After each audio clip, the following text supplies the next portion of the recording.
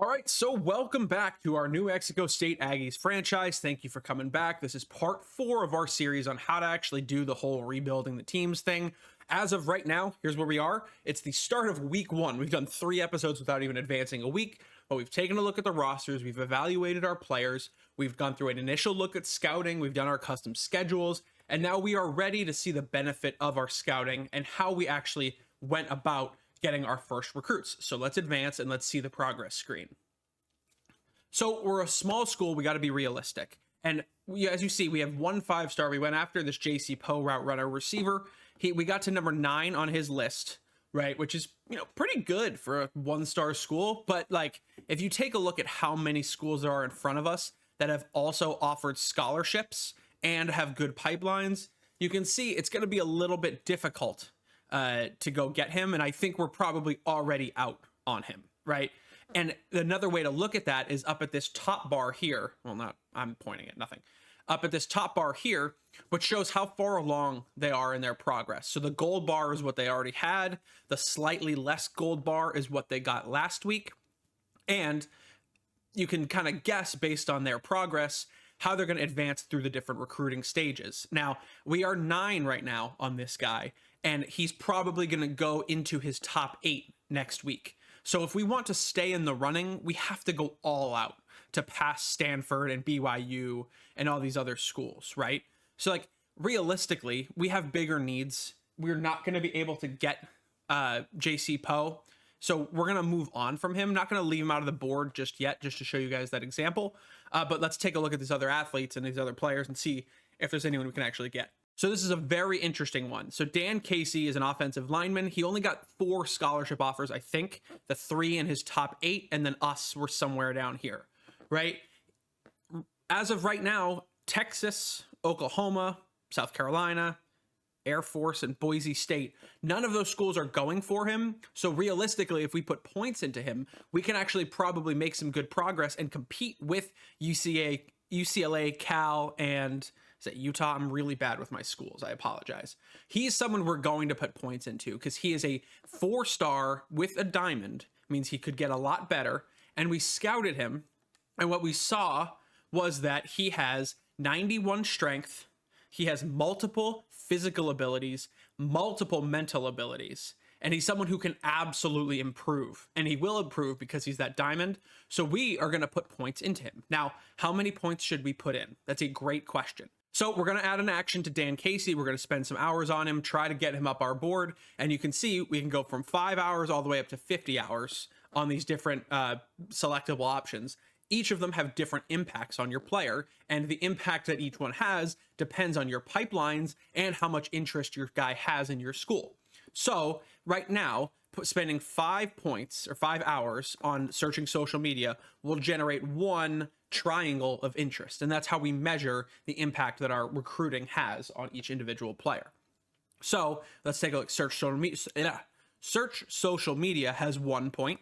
DM the player has 2 points, right? Which actually tracks logically, right? We're going to double the points, double the impact.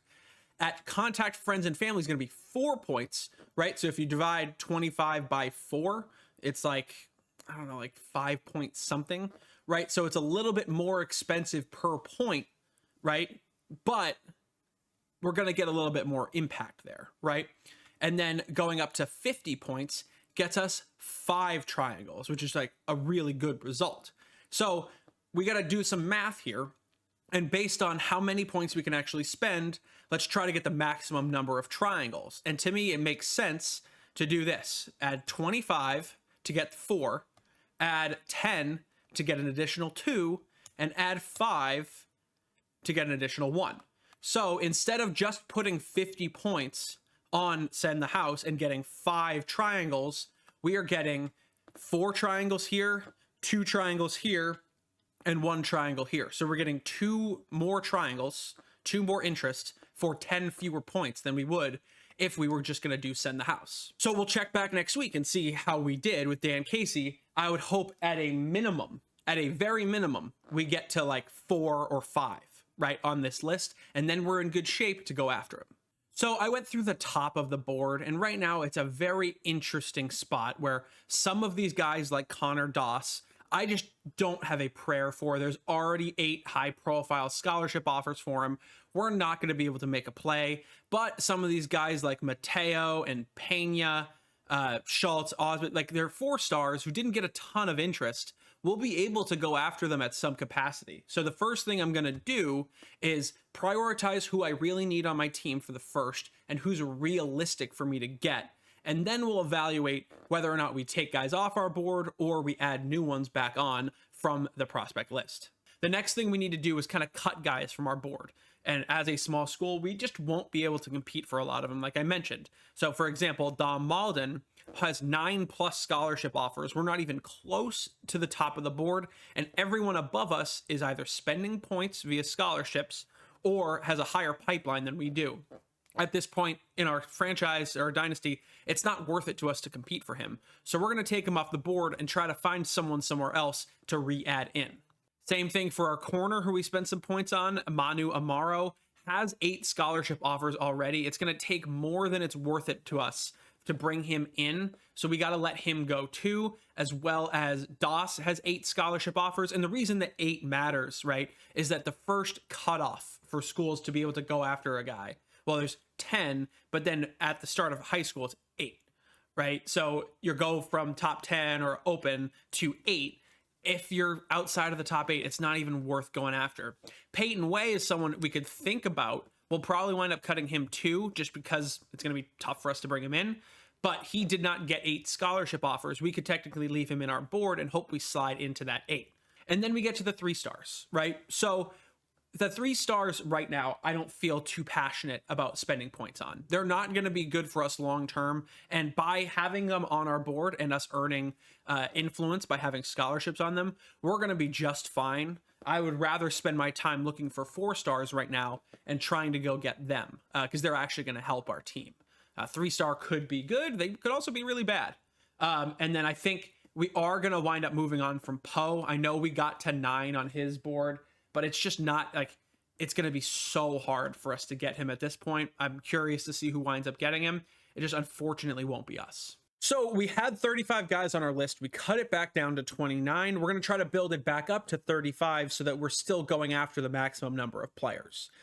Now, to do that, let's try to get the best players possible. So we sorted to 5 stars, and then we sorted by this left column over here, just by the targets list. And that's basically going to show us who we can get at each star level. So of the 5 stars, 4, 5, 6, there's 7 we could theoretically still get. Pau, we rescinded our offer, so he went from 9 scholarship offers all the way over here to 8. We're not going to be able to get him. Lenovoe has 14 scholarship offers, and as you can see on his player card over there, his top 5 all have offered him scholarships, and all of those are good schools. We are not going to get him. Bradley Cole, similar situation, slightly worse schools, but we don't have a pipeline, and he has 12 scholarship offers. We're not competing there. Weaver, we're done. Same thing. Brockenmeyer is interesting. I'll add him to our board and see if we can potentially get him. He has 7 scholarship offers, but only 3 of his top 5 have offered him, and it looks like the race is pretty close. So we're going to be cautiously optimistic we can go for him. Quan Davey has 7 offers, 4 in his top 5. We don't have a pipeline, unlikely. And Baselli has 5 scholarship offers, top 5. Just no point in us going after him. I think he's also, isn't he the number one player in the class? Like, it'd be sick if we could go get him, but it's just not going to happen. So then we sort down to the 4 stars and do the same process, right? There are a ton more 4-star prospects. And as you can see, a lot of them have fewer scholarship offers. So as we cut the 4 stars from our roster, there are now new 4 stars that no one wants that we can potentially go get. The problem is we have to be a little bit less selective with our overall positions, right? So this Emmanuel Kuhn guy is a possession tight end. And if you know anything about me, I don't particularly care about tight ends, let alone possession tight ends. I'd rather go after wide receivers who are big and convert them to tight end and be vertical threats. So let's take a look and see if there's anyone here we want to go after. So using the same process, I think I'm going to add this guy, and I just like his name, Kiki Imatorbe. Baller name. We're going to go after him and see if there's just anything we can do to try to get him. We're going to go after this Ojemudia guy, who is a 6'5" scrambler quarterback. That's very interesting as a 4-star. And then this guy has 3 offers. He's in our pipeline, potentially someone we could go get. And then we only have 2 more spots as of right now. And you see Amaro we let go of earlier. I don't see a ton of guys that really fit what we're looking for, in that they have few offers and there's someone we want to go after. This Tyler Pepper guy looks good. And then David Hector got 0 scholarship offers. So if you wanted to sort this way too, just buy scholarship offers and you see who got none at the 4-star level. We're locked out of most of them except for Hector if you saw him up above. So just from a value perspective, we might as well go after Hector because no one else wants him.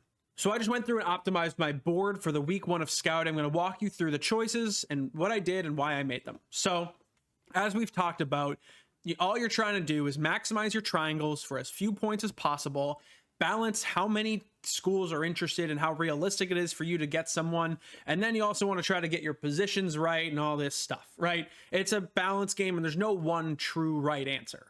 However, knowing what I know about this team and how I'm approaching this overall offseason or this next season, here's what I'm deciding to do for week 1. So Brockenmeyer was someone we just added to our board. We gave him a scholarship, and there are 3 teams going after him, all with gold pipelines. I believe I can get in there. Can I win him? I'm not sure, but I put 40 points into him.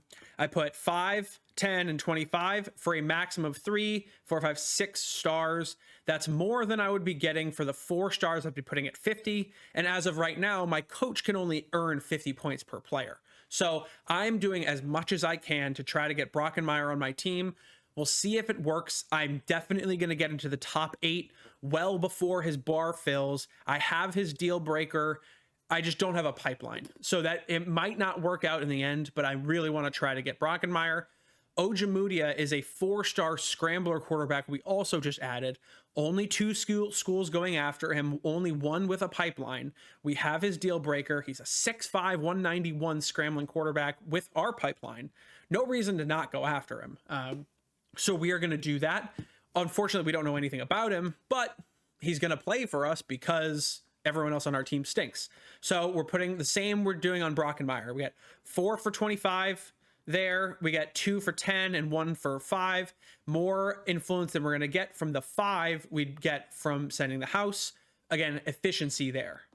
Villano, same approach, just a couple fewer points because I'm investing a little bit less in running back right now. So 3 schools going after, all with really good pipelines. We need to watch out for that. We are putting 30 points in. We're getting 4 from 25 and 1 from the 5, and compare that to going all in. It's, we would potentially get 5 from going all in on send the house. So we're matching at least what we would get there. Just notice really quickly that at running back, this is a running back, even though he's an athlete, we get 60 hours to spend. That matters because our offensive and defensive coordinators, whoever has an ability there, are boosting that. Our coach doesn't have the ability to do that yet. That's all the offensive coordinators and defensive coordinators impact on the game. All right, so we're going to take a look at a couple more of these. Casey, we talked about, we're going all in on. We are maxing out. We believe he's a 5-star player. We think we can compete. And then we are getting 4, 5, 6, 7 influence points there. And compared to the 5 we would get by going all in, feeling good there. We're going after Kiki, only a few scholarships there. 25, 3, 4, 5, 6. I don't love the efficiency here, but I do believe we should be going after him. And then, compared to the 4 we would get from 150, feeling good. Coat, we're not going after yet.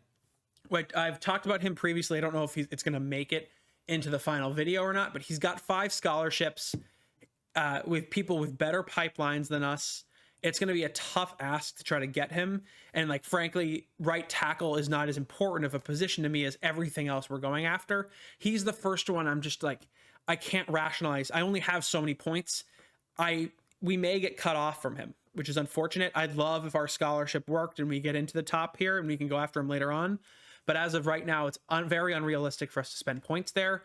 We had a choice to make between these two wide receivers. It's a tough one. So we'll start with the guy we didn't go after. Steven Schultz has 5 teams going after him. Pretty good. We're only getting 1 point from the scholarship. He's 5'7", 180. He's tiny. And that's what made the decision for me, is like, just pay attention to everything, all the information you have, even though we didn't scout him or this guy. Like, that's something that's going to make a difference for me. Is like, I would rather have, assuming we don't know anything about their speed or route running or catching or anything, I'd just rather have the guy who's 4 inches taller and a pound heavier. Like, to me, that makes more sense. So as we look at Osbon, he also has 1 fewer scholarship we're competing against, and we're putting 35 points into him. We're putting in 4 for the friends and family, and then the 10 is getting us 2. Compared to the efficiency of potentially 50, we would get 5 there. We're getting 6 from spending fewer points. So that covers him. Pepper is a middle linebacker, I believe. 2 schools going after him, not in our pipeline, so it's going to be a little bit tougher to get him. We're putting a lot into him because I do believe in having a middle linebacker for this team. We're really going to need one. And so I'm putting a fair number of points in. Efficiency is not great, but I do like having him on the squad. We're going to try to get him. Mateo's another one, 4-star. We're putting in as many points as we can, 4, 5, 6, 7, compared to the 5 we would get. Feeling good there. And then we had 10 points to spend, so I put them on Pena. I don't necessarily feel good about this choice, but I want to spread out just a little bit my overall allocations of points here. DMing the player 10, it might not get us anything. We very well could get cut off, but I do want to go after him. We don't have any other defensive ends on our board right now, or at least 4-star defensive ends on our board. And I really want to at least try to get something, and that's all the points we had left. Then the other thing, right, we need to talk about is I'm only putting points on the 4 stars and 5 points on Geraldo. If I wanted to use 5 other ways, I could. I just wanted to be very protected against losing Ojemudia. So we talked about putting more on Geraldo. We switched that when Ojemudia came onto the board, and now we're going after Mr. Pascal versus Mateo. And then so you look at positionally too, we're feeling pretty good. We have a 4-star at nearly every spot we're going after, and then backups we're using our influence and our scholarships to continue to accrue points and hopefully get some of those guys as well. And then when we win these 4-star battles or lose them, we'll free up points to give to the 3-star. So a little trickle down economics there. So 2 of these quarterbacks are likely to be on our board here. Sony Tavalalo with, he's a potential 5-star with that 4-star diamond. He's a field general. He's not going to be that fast. And then we actually know his speed, right? He is a 77 speed. He might get into like the mid 80s by senior year. At this point, I'm trying to have fun with this team. I'd rather build a scrambler, even if he's going to be a lower overall. That's just going to be more fun as we start to build the squad out. So we are investing in quarterback. We are investing in 1 running back, 1 4-star. With 2 other running backs we're winning for, one of them being a JUCO, which I don't generally love. I'd rather just have guys for longer periods of time, but that is what it is. We've got 3 wide receivers that are on our board, 1 3-star we're winning. This guy we're probably not going to go after and eventually we'll cut, but we spent the scholarship on him. We need to let that accrue and see if that's going to do anything for us. And then the running back or the wide receiver going after. We have 2 tight ends on our board. Hector, who has no scholarship offers, we're going to try to get him. And then we're going to let Dukes, let that scholarship go. We're not spending any points at offensive tackle, which I don't feel good about. But we'll, hopefully get one of these guys. Coat will probably get cut off from. We're not spending any points at offensive line right now either. At guard, that's like a very real concern I have. Because as we talked about in episode 1, offensive line is a huge priority for us. So that's something I'm worried about, but as the cookies are falling here, I'm prioritizing other positions. And then we are spending points at center. We could maybe move this guy to tackle. He could play for our team, we could play anyone on the offensive line as long as they're good. So that's the guy we're going after. We look at the D line. We're investing in 2 different guys there, both 4 stars. We're investing in an outside linebacker, investing in a middle linebacker. And then all of the prospects we have at corner right now are 3 stars, so we don't have any points on them. But I would anticipate winning quite a few of these battles. And if we ever get knocked out, like we ever start to lose one, like for Rico Pilares, we will probably invest a couple points just to keep him around. We are not going after any free safeties right now, although 2 are on our board. And then we have a 4-star safety, or strong safety, that we're spending some points on. So yeah, that covers our scouting for week 1. We'll play this game. Maybe I'll show a couple highlights or some game tips, and then we'll get into week 2. So like here we are at the start of the 3rd quarter, and like my offense, I don't trust anyone on this team. So all I'm trying to do is play incredibly conservatively, don't turn the ball over, and sit in zones and force the CPU to make mistakes. I believe we're playing on All-American, if not Heisman. And the game plan is pretty simple. It's run the ball and hit some jet sweeps, right? That's all we're doing. We are in the Michigan offense right now. I personally prefer Oregon because it has a couple more jet sweeps, but like this kind of play runs perfectly. And so you see this guy, number 11, don't even know his name, but you see my guy, like 21 of 23 passing for 228 and 3. It's a lot of very short, quick passes, and it's a lot of jet sweeps. And what this offense is going to do is, 1, limit our total turnovers, which is good. We need possessions. We need to score, especially against a better team than Washington, where we're going to need to be safe. That's going to matter a lot. And then the second thing it's going to do is buoy our Heisman chance. So as you guys know from watching my first video on this series, is that Heisman's and national championships and all this stuff matters for your My School rating. So what you really need to be doing is trying to not necessarily cheese. Oh, that was a great play. Not necessarily trying to cheese the CPU, but force yourself into a position where you can win the Heisman with your players. And, you know, doing that is going to involve getting a lot of catches, getting a lot of touchdowns, having good turnover ratios. So when you're playing, like, oh, this is not going to be a touchdown. Darn. But when you're playing, try to get your guys as many possible chances to win Heisman and trophies as possible. So, right? And if you have a player that you feel good about, get them the rock, right? Like, try to develop someone. But like for me, my team here, I don't like a single player on this team. I don't plan on playing anyone next year. So all I'm going to try to do is just move the ball, try to win Heisman with my quarterback. Don't let him take a lot of hits because his injury is probably pretty low, and see if we can get one of those awards, which would be, you know, a huge step up for this team. Let's see if we got that. Bang.